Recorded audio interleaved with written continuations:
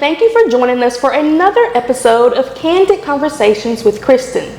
Today I am talking to Anna Sims, the Outreach Coordinator and Forensic Interviewer at the Regional Child Advocacy Center here in Groveville, Alabama. Thank you for joining us today. Thank you for having me. And she's going to be talking a little bit about the Advocacy Center and what resources and services are available to the public. So I'm just going to, get right into the interview and talk a little bit about what is the purpose of the Regional Child Advocacy Center and also what services are available. Let me just give you a little fun fact about CACs to begin with. So CACs were actually created here in Alabama, the first one being in Huntsville, and they are like the mecca of CACs now. So, but that was in 1985 when the first CAC in Huntsville was created, and the purpose for CACs were, back then, child sexual abuse cases just were not being investigated. They were not being prosecuted. And so, with the help of CACs, now they are.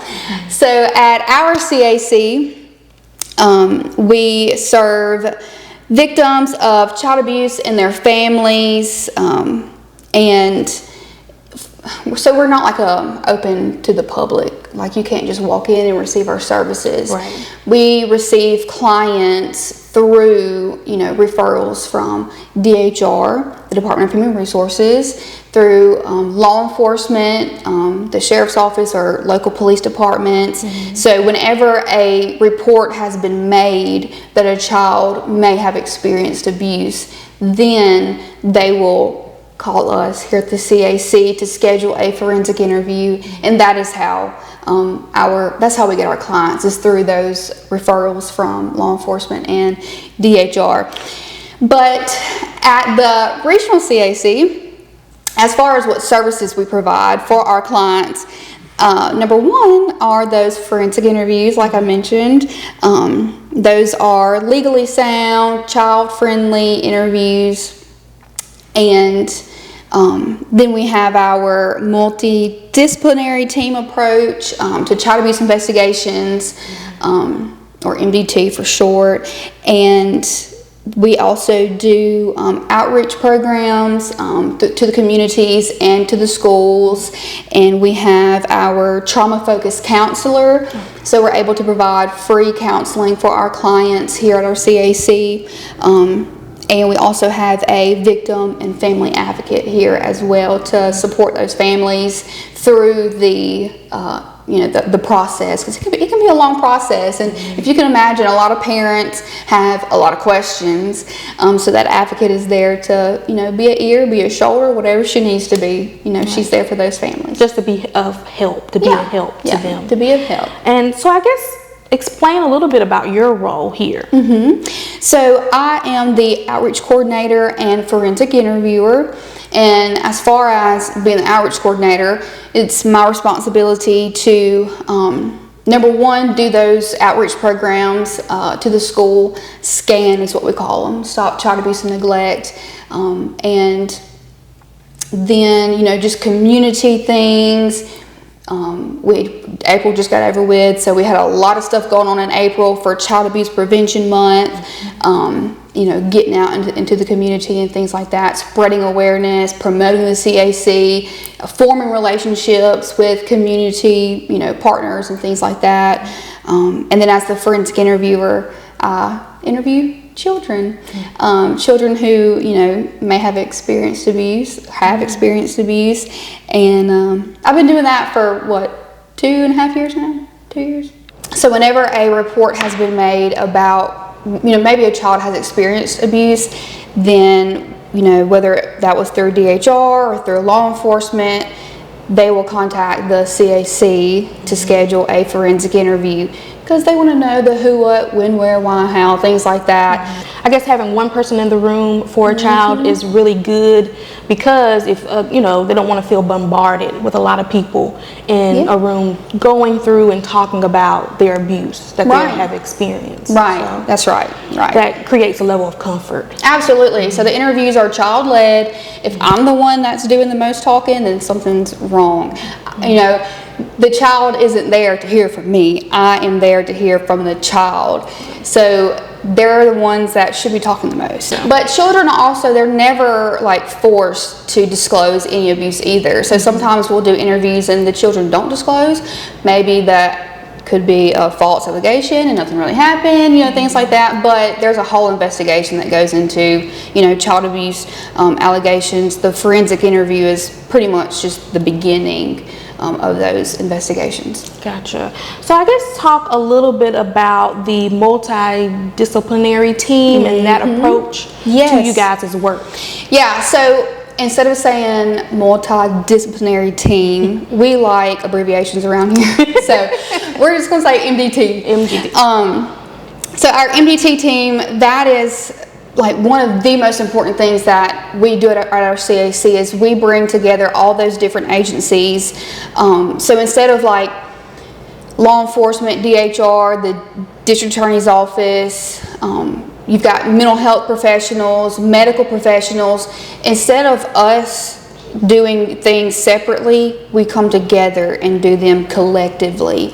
So, that limits cases falling through the cracks and making sure that we're all sitting at the same table discussing this child and the family and the case. So whenever something comes up, we can say, hey, law enforcement, here's what I know. Here's what you could do. Then, hey, DHR, here's what I know. Here's what you could do. Medical professionals, mental health professionals, we all work together to support the families and ensure that the investigation is moving forward and that, nothing gets too stagnant and things like that. Well, that's good that it's a collaborative effort to help the child. Yes, it's very much collaborative. So we have monthly meetings in our 3 counties with our MDTs to go over our cases. So let's talk about how prevalent or how common are child abuse cases, in Clark County or regionally. Yeah, so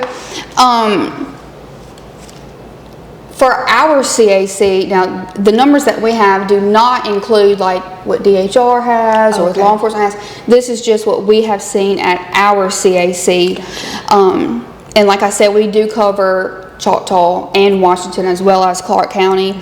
And for the year 2025, we served 188 children, and some of those are new, some of those are not new, they're recurring.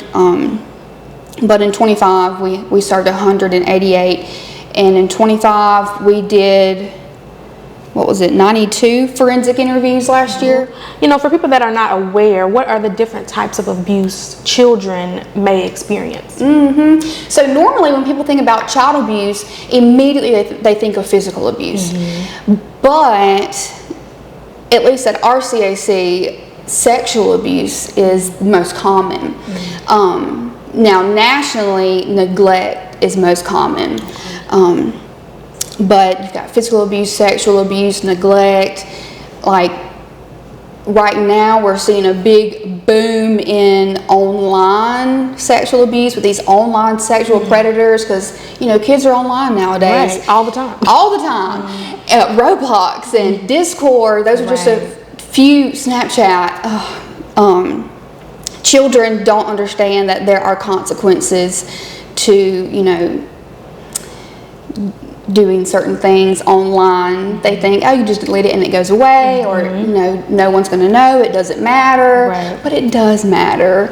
And there's a lot of children who are being victimized by these online sexual predators, and then we have cases of sextortion come up. That's really growing. Sextortion and exploitation things like that. So you think you're just sending one picture to somebody, but you don't really know that, and a lot of kids don't understand that. So that's why it's really important that the parents, the people involved with that child's life, they are involved with them socially online too, knowing who they're talking with, what group chats they're in, what apps they're using, what games they're playing, because children will meet people on video games, share other social usernames, right. like we're on Roblox now, but here's my Snapchat, right. and then they become friends on Snapchat, and then they share Instagram, and now they can see all their posts and where they live at and things like that. So online, it can be really dangerous. Very dangerous, very dangerous, yeah. So what are some ways the center raises awareness about child abuse prevention? So we just got out of April. That's a big month for us. Yes. So April is Child Abuse Prevention Month. And you probably saw we had our Go Blue Day. Yes. So we asked, everybody go out, wear blue, and they did. So thank y'all to the community for participating in Go Blue Day. And, they posted their pictures in their blue and, tagged our Facebook page. So, we're getting the message out there about Child Abuse Prevention Month. And then we're also growing our Facebook page. We share things on there about child abuse prevention tips and things like that. Then we had our pinwheels for prevention. Okay. So if you've been by the courthouse, in the 3 counties we serve, you saw our pinwheel displays. We put a pinwheel out for every child we served within the past year. Oh, wow. And then we had our proclamation signings this year. So we went to each commission meeting in the counties, and those commissioners signed a proclamation, proclaiming that April's Child Abuse Prevention Month. Okay. And then we had Blue Sunday, Day of Prayer. So we're trying to reach out to that, the churches in our area. That is where we ask churches to take time during their service to pray for victims of child abuse, their family, and also the professionals who work in the field. Right. And I think we had a good turnout with that as well. That's just a few. That's just a few of the big things that we did in April, but we're always up to something. Yes. Well, we appreciate you guys' work in the community. And the more you talk about it, the more you meet with different people in different groups, government, organizations, more awareness, more people will know. Oh, yeah, for sure. It will help someone. So explain a little bit about the school-based programs or outreach programs that you guys do. Yes. So like I said, that we could call that SCAN. We love abbreviations, as I said earlier. So SCAN, Stop Child Abuse and Neglect. So that's a program that I do. It's for 3rd grade, 5th grade, 7th grade, and 9th grade. Mm-hmm. I've done other grades too upon request of the school, if they want that. But that program is very important because that is where we're able to go into the schools and educate kids on child abuse. So I'm not sure if you're familiar with Aaron's Law, but that was passed in Alabama, I believe in 2016, that requires all public schools to have child sexual abuse prevention education with the students, because that's typically a topic people don't talk about, even though children, experience sexual abuse all the time.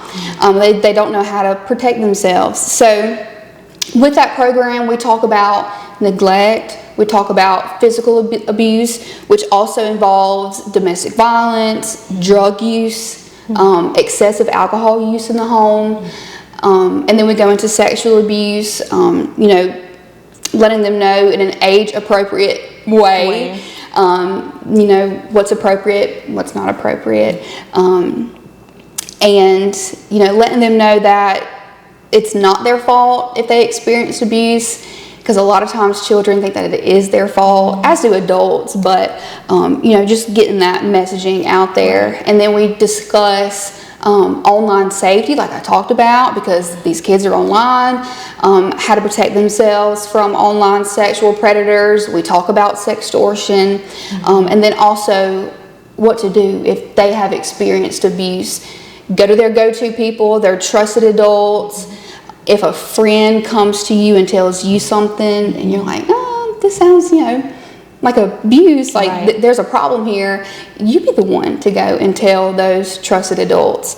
That's been very impactful within our region, because a lot of times children have experienced abuse, but they think it's normal. So when you go into the schools and you talk about it, you can kind of see those connections happening. They're like, oh, so that's not normal. I need to tell somebody about that. And then they do. And then, we have experienced disclosures, and, they've come in for forensic interviews, and now they're in counseling, and, their case is going through the system. So it's been very, very successful. I'm sure it's very helpful. And while we're on the education piece, people that, grown-ups, people that are not in school, how can they better educate themselves? As far as like adults and parents, you can go to specific websites that we like to, share with our families. You can go on there and it gives you prevention tips, how to open up conversations with your children about, things that are appropriate, things that are not appropriate. At the CAC here, we have plenty of resources and pamphlets and brochures and books about child abuse, how to deal with it as a parent. How to get those conversations started with your children, how to better protect your children online, and things like that. So visit your local CAC. Yeah, visit your local CAC. We would love to talk to you about child abuse prevention. So I guess how can family members actively support children or family members that are going through abuse? Like, what is a great way to actively support them? Number one is to believe them. So a lot of children don't disclose because they feel like no one's going to believe them. Number one, believe your child. If your child has disclosed abuse, believe them. And other ways to support those children are not judging them, not, questioning them all the time about that thing, or bringing it up all the time, or holding it over their head. That's not what we want, parents to do. But to be there for them, to support them, to encourage them, to continue to love on that child. And if there's someone that they have told you that they don't feel comfortable around, may not go around that person as much. Respect that. Your child has rights too. Right. And boundaries. And boundaries. Respect those boundaries. That's exactly right. If your child has come to you or told you something about this person, and you're like, no, they would never. Oh, well, maybe they might. Yeah, maybe. Maybe they might. Maybe they have, and maybe your child's just not ready to tell you about that yet. But believe them and support them. So if someone sees or is talking to their friend and they disclose some sort of abuse, or they see some sort of abuse happening, what is the best way to report that? The best way to report child abuse is to report that to your local Department of Human Resources. If it's an emergency, though, always call 911. Contact your law enforcement, your local law enforcement agency. But as far as reporting concerns of abuse, reach out to your local DHR, Department of Human Resources, and let them know that you would like to report a concern, because you don't have to be the investigator. Right. The good thing about reporting is that you just have a concern, you report that, you let the professionals handle that. The professionals. Yeah, and let them, determine things. So how can someone help the CAC donate to you guys and make a difference and help you guys' efforts here at the center?